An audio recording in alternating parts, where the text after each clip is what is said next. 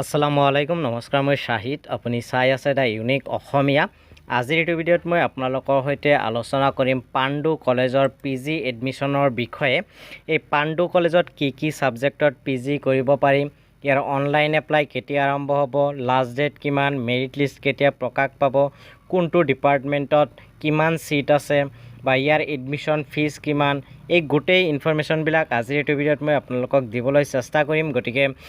আজিৰ এই video' skip নকৰাকৈ আপোনালোকে চাই থাকিবলৈ অনুৰোধ জনালোঁ আৰু আপুনি যদি পোনপ্ৰথমবাৰৰ কাৰণে মোৰ চেনেলৰ ভিডিঅ'বিলাক চাই আছে তেতিয়াহ'লে অনুগ্ৰহ কৰি মোৰ চেনেলটো ছাবস্ক্ৰাইব কৰি বেল আইকনটো প্ৰেছ কৰি দিয়ক যাতে মই আগলৈ এনেকুৱা ধৰণৰ ভিডিঅ' আপলোড কৰাৰ লগে লগে আপোনালোকে ন'টিফিকেশ্যন পাই যায় আৰু সৰ্বপ্ৰথমে মোৰ চেনেলৰ ভিডিঅ'বিলাক আপোনালোকে চাব পাৰে এতিয়া হওক কোনো সময় নষ্ট নকৰাকৈ আজিৰ ভিডিঅ'টো আমি আৰম্ভ কৰোঁ প্ৰথমতে আপোনালোকক পাণ্ডু কলেজৰ পিজি এডমিশনৰ যি মেৰিট লিষ্ট যি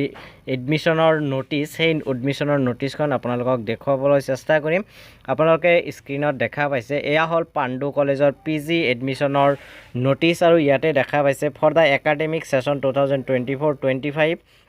ইয়াতে কৈছে যে online applications are invited from the candidates who appeared in the PG entrance test 2024 conducted by Guwahati University for admission into following programs যিসকল ষ্টুডেণ্টে গুৱাহাটী বিশ্ববিদ্যালয়ৰ পিজি এন্ট্ৰেন্স টেষ্টত এপিয়াৰ কৰিছিল সেইসকল ষ্টুডেণ্টৰ ফালৰ পৰা পাণ্ডু কলেজত এপ্লিকেশ্যন বিচাৰিছে আৰু পাণ্ডু কলেজত তেওঁলোকেহে এপ্লাই কৰিব পাৰিব চ' ইয়াতে কি লিখিছে অকণমান চাই লওক ইয়াতে লিখিছে পিজি কোৰ্চেছ সেল্ফ ফাইনেন্সিং কোৰ্চ হয় গতিকে এই যি কোৰ্চবিলাক এই গোটেই কোৰ্চবিলাক আপুনি পইচা নিজে বহন কৰিব লাগিব সেমিষ্টাৰ ফিজ নিজে দিব লাগিব ইয়াতে কোনো ফ্ৰী নহ'ব ইনকাম চাৰ্টিফিকেট দিলেও নহ'ব BPL দিলেও নহ'ব গতিকে যিবিলাক সেল্ফ ফাইনেন্সিং কোৰ্চ হয় সেইবিলাক আপোনালোকে নিজে পইচা দি পঢ়িব লাগিব চ' ইয়াতে কি সাবজেক্ট আছে আৰু তাৰ সিট কিমান ফিজ কিমান এই গোটেইখিনি আজিৰ এই ভিডিঅ'ত ডিছকাছ কৰিম প্ৰথমতে কৈছে ইয়াতে MA ইন এছামিছত এডমিশ্যন ল'ব পাৰে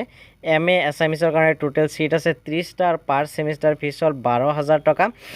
গতিকে 4 বছৰত আপুনি 48,000 টকা পে'মেণ্ট কৰিব লাগিব তাৰপিছত MA in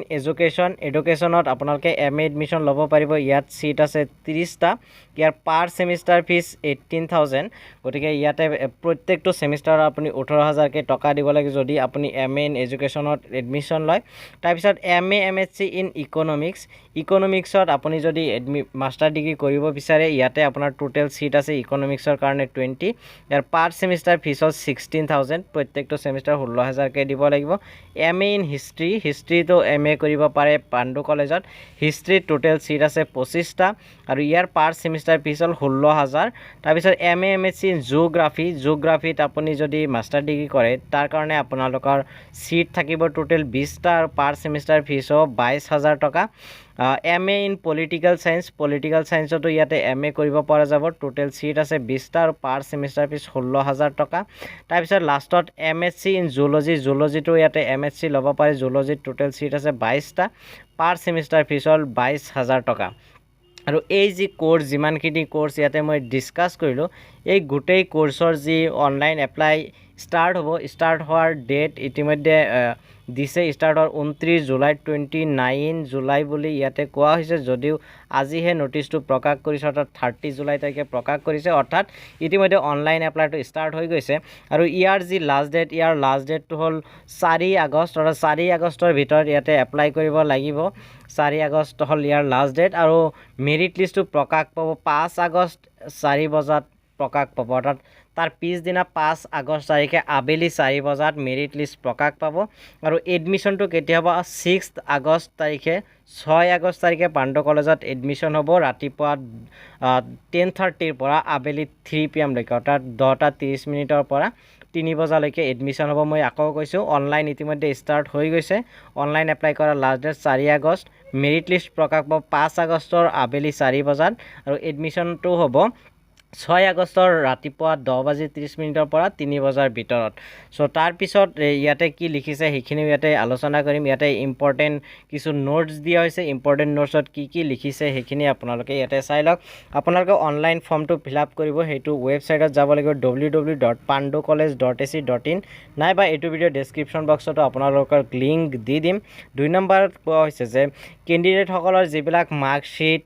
certificate registration card এই সকলোবিলাক অৰিজিনেল আপুনি লগত লৈ যাব লাগিব এডমিশ্যনৰ দিনা লগতে এইবিলাকৰ যি জেৰক্স কপি সেইটো সেলফ এটেষ্টেড কৰিব লাগিব অৰ্থাৎ জেৰক্স কৰি আপুনি নিজে সাইন মাৰি লৈ যাব লাগিব এডমিশ্যনৰ দিনা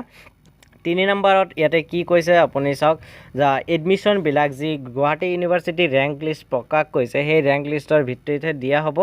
therefore candidates are asked to attend the admission desk immediately after announcement of their names otherwise the seats will be filled up from the succeeding candidates অৰ্থাৎ ইয়াতে কোনো ৱেটিং লিষ্টৰ ব্যৱস্থা নাথাকে ৱেটিং লিষ্টৰ ব্যৱস্থা নথকাকৈ এডমিশ্যনৰ দিনা এডমিশ্যনটো হ'ব আৰু এডমিশ্যন হোৱাৰ সময়ত নামবিলাক মাতিব আৰু সেই নাম হিচাপত এজনকে এডমিশ্যন ল'ব লাগিব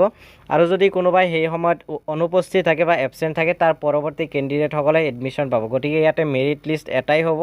ইয়াতে ৱেটিং লিষ্টৰ কোনো ব্যৱস্থা নাথাকে গতিকে ফাৰ্স্ট কাম ফাৰ্স্ট বেচিছত এডমিশ্যন হ'ব যিয়ে আগত যাব হিয়ে এডমিশ্যন পাব মেৰিট লিষ্ট ৱাইজ 4 নম্বৰত কোৱা হৈছে যে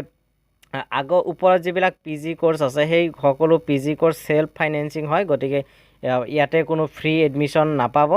তাৰপিছত কোৱা হৈছে যে 5 নম্বৰ কৈছে কলেজৰ যি ৱেবসাইট হেতু ফ্ৰিকুৱেন্টলি ষ্টুডেণ্টসকলক চেক কৰি থাকিব দিছে আৰু প্ৰসপেক্টাছটো আপোনালোকে ৱেবসাইটৰ পৰা ডাউনলোড কৰিব পাৰিব প্ৰসপেক্টাছত কি লিখা আছে সেই ইনফৰমেশ্যনখিনি আপোনালোকে পাবলে তো আশা কৰি আপোনালোকক এইখিনি জৰিয়তে বহুতখিনি ইনফৰমেশ্যন পাইছে